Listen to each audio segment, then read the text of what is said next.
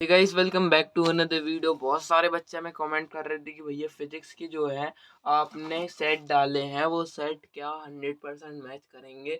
तो आप लोगों को मैं बताना चाहता हूँ जो है इस बार दो सेट में पेपर आएंगे, सेट ए और सेट बी। और जो है हर सेट अपलोड करना जो है वो पॉसिबल नहीं है, हर सेट का सॉल्यूशन बनाना पॉसिबल नहीं है और कई जगह परमिशन नहीं रहती हर सेट अपलोड करने की। तो इसीलिए जो है हमने क्या किया है, जो जितने भी सेट थे, जितने हमारे पहला वन सेट ए और सेट बी, उनके सारे हमने क्वेश्चंस ले लिए। उन क्वेश्चंस को हमने विद सॉल्यूशन के साथ टोटल फुल क्वेश्चंस हमने इस वीडियो में कवर किए हैं। तो आप लोगों को चिंता करने की ज़रूरत नहीं है।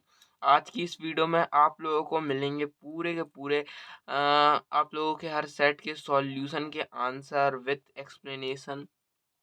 चलिए तो वीडियो को शुरू करते हैं। सबसे पहला क्वेश्चन आप लोगों का क्या आता है? सबसे पहला क्वेश्चन आता है आप लोगों का वि विमीय विश्लेषण की सीमाएँ बतानी है। आप लोगों को विमीय विश्लेषण की सीमाएँ बतानी है। तो विमीय विश्लेषण की सीमाएँ क्या हैं? ये रही आपकी कि इस विधि द्वारा प्राप्त व्यंजक में आने वाली विमाहीन राशियाँ अर्थात नियतांक का मान ज्ञात नहीं किया जा सकता। ये तो सबको पता है। और यदि भौतिक राशि की जो लंबाई, द्रव्यमान और समय के अतिरिक्त अन्य किसी मात्रक पर निर्भर है, तो इस विधि द्वारा उसका भी विमीय सूत्र ज्ञात करना मुश्किल है। अब आता है नेक्स्ट मोस्ट इम्पोर्टेंट क्वेश्चन, सदिशों के योग संबंधी नियम को लिखिए। तो इस नियम अनुसार दो सदिश परिमाण एवं दिशा में त्रिभुज के दो संलग्न भुजाओं द्वारा एक क्रम में प्रदर्शित किए जाते हैं। ओके, तो उनका परिमाणी सदिश क्या होता है? उनका परिमाणी सदिश आप लोगों का परिमाणी सदिश तथा दिशा में त्रिभुज की तीसरी भुजा द्वारा व्युत्क्रमानुपाती क्रम में प्रदर्शित किया जाता है। फोर्थ क्वेश्चन है आप लोगों का, कोणीय वेग किसे कहते हैं? इसका ऐसा ही सूत्र, ऐसा ही मात्रक और सूत्र लिखना है। ठीक है, तो वृत्तीय गति करते समय ध्यान दीजिए, वृत्तीय गति करते समय कोणीय विस्थापन की दर, कितने छोटी सी डेफिनेशन है, उसी को कोणीय वेग कहते हैं। एक नंबर इसका मिल जाएगा। अब लिख देंगे इसे ओमेगा से प्रदर्शित करते हैं, मतलब डब्लू टाइप से। ठीक है, और इसका सूत्र ये रहता है। ओके, ये रहा इसका सूत्र, आप लोग देख सकते हैं, ओमेगा बराबर delta theta upon delta T. ठीक है, एंड अब आप लोगों का आता है पांचवा क्वेश्चन की ऊर्जा संरक्षण का नियम बताना है आप लोगों को। ठीक है, ऊर्जा संरक्षण का नियम, यानी कि ऊर्जा संरक्षण का नियम क्या है कि इस नियम अनुसार ऊर्जा को ना तो उत्पन्न किया जा सकता है और ना ही नष्ट किया जा सकता है, केवल उसका रूपांतरण किया जा सकता है। इस प्रकार ब्रह्मांड में संपूर्ण ऊर्जा का कुल योग नियत रहता है। ठीक है, अब आते हैं क्वेश्चन नंबर छठवें पे। क्वेश्चन नंबर छठवा क्या है? छठवा क्वेश्चन और भी ज़्यादा इम्पोर्टेंट है। हमें क्या पूछ रहे हैं? कार्य ऊर्जा प्रमेय। तो इसमें तो वेरी मोस्ट लगा ही लीजिए आप लोग, वेरी मोस्ट, क्योंकि ये जो क्वेश्चन है दोनों सेट में मिला है हम लोगों को। ओके, तो ये क्वेश्चन तो काफ़ी ज़्यादा इम्पोर्टेंट है। तो ऊर्जा संरक्षण कार्य ऊर्जा प्रमेय लिखना है तो किसी गतिमान वस्तु पर बल लगाने पर बल द्वारा किया गया कार्य उसकी गतिज ऊर्जा में परिवर्तन के बराबर होता है। ओके, चलिए देन अब आ जाते हैं अपने क्वेश्चन नंबर सेवेंथ पे। क्वेश्चन नंबर सेवेंथ क्या है कि कोणीय संवेग संरक्षण का नियम लिखिए। ठीक है, तो इस नियम अनुसार किसी वृत्तीय गति करती हुई वस्तु पर कोई बल आघूर्ण ना लगाया जाए, मतलब कोई वस्तु गति कर रही है, इस पर कोई बल आघूर्ण ना लगाया जाए तो इसका कोणीय संवेग जो है नियत रहता है। ठीक है, एक हिसाब से कहे तो न्यूटन के प्रथम नियम के तरह है ये, बस कि उसमें क्या कहते हैं कि किसी गतिमान वस्तु पर कोई बाह्य बल ना लगाया जाए तो वो रुकती नहीं है। और इसमें क्या है, अगर कोई बाह्य बल ना लगाया जाए तो इसमें कोणीय वेग नियत रहता है। ठीक है, अब आ जाते हैं क्वेश्चन नंबर 8 पे। एट्थ क्वेश्चन क्या है कि किसी पिंड का जड़त्व आघूर्ण किन किन कारणों पर निर्भर करता है, ये बताना है। तो कारण ये रहे, पिंड का जड़त्व आघूर्ण निम्न कारणों पर निर्भर करता है: पिंड के द्रव्यमान, घूर्णन अक्ष के सापेक्ष द्रव्यमान वितरण और घूर्णन अक्ष की स्थिति पर। ओके, चलिए अब बढ़ते हैं क्वेश्चन नंबर 9 पे। क्वेश्चन नंबर 9 जो है आप लोगों से पूछा है गुरुत्वाकर्षण का सार्वत्रिक नियम लिखना है। बहुत ही ज़्यादा इम्पोर्टेंट सवाल है ये तो आप लोगों का।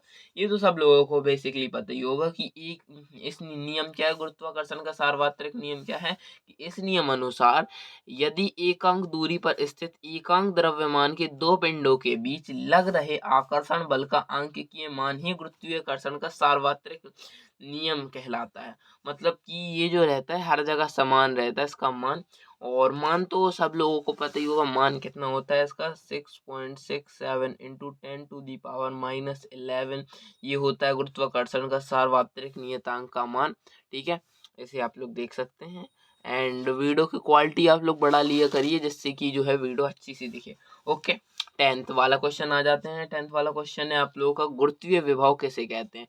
गुरुत्वीय विभव हमसे क्या पूछ रहे हैं कि एकांक द्रव्यमान के पिंड को अनंत से गुरुत्वाकर्षण के क्षेत्र गुरुत्वाकर्षण की किसी बिंदु तक लाने में जो कार्य करना पड़ता है, ओके, जो कार्य करना पड़ता है उसे उस बिंदु पे एक गुरुत्वीय विभव कहते हैं, उसे उस बिंदु पर का जो गुरुत्वीय विभव कहते हैं। ओके, अब आ जाते हैं पास्कल का नियम। पास्कल का नियम जो है काफी ज्यादा इम्पोर्टेंट है और पास्कल का नियम हर मतलब दोनों सेट में पूछा गया है, इसलिए तो इसमें भी आप लोग वेरी मोस्ट लगा ही लीजिए।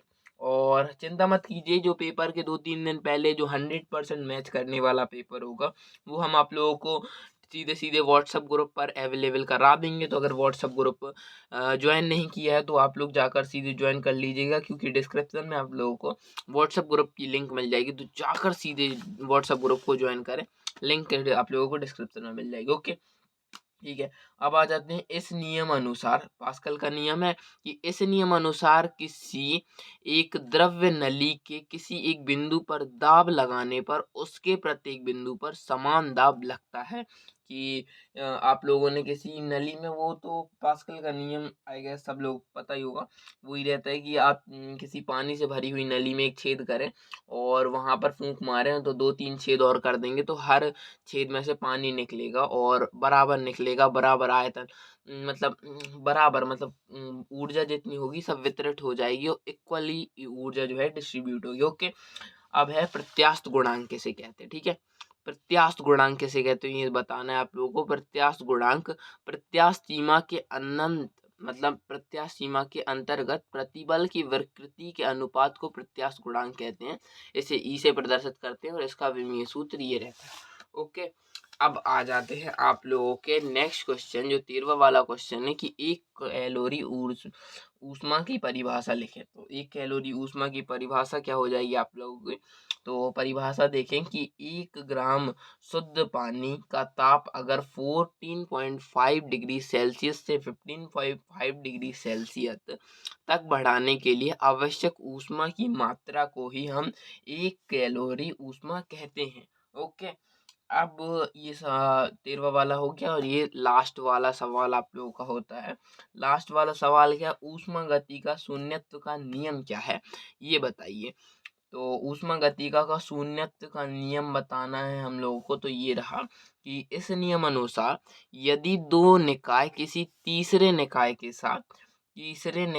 साथ पृथक पृथक तापीय संतुलन में हैं तो वे आपस में भी तापीय संतुलन में होते हैं, और यही जो है ऊष्मा गतिकी के शून्यत्व का नियम है। आई होप आप लोगों को वीडियो पसंद आई होगी। अगर वीडियो पसंद आई है तो वीडियो को कर सकते हैं आप लोग लाइक, और ज़्यादा से ज़्यादा कर सकते हैं अपने दोस्तों तक share. And WhatsApp group join करना ना भूलें प्लीज़ दोस्तों। व्हाट्सअप ग्रुप जाकर सीधे ज्वाइन कर लें, क्योंकि मेंबर्स जो है बढ़ते जा रहे हैं और आप सभी लोगों को पता होगा कि व्हाट्सएप में लिमिट रहती है, 1000 बंदों की लिमिट रहती है, तो 1000 से ज़्यादा जो है ज्वाइन नहीं करा सकते। तो 1000 बंदे ज्वाइन होने ही वाले हैं, तो जल्दी से जाइए जिससे कि आप लोग भी जो है मिस ना कर सकें जो है पेपर से कुछ टाइम पहले इम्पोर्टेंट जानकारियाँ। ठीक है, मैं मिलता हूँ आप लोगों से किसी नई वीडियो में।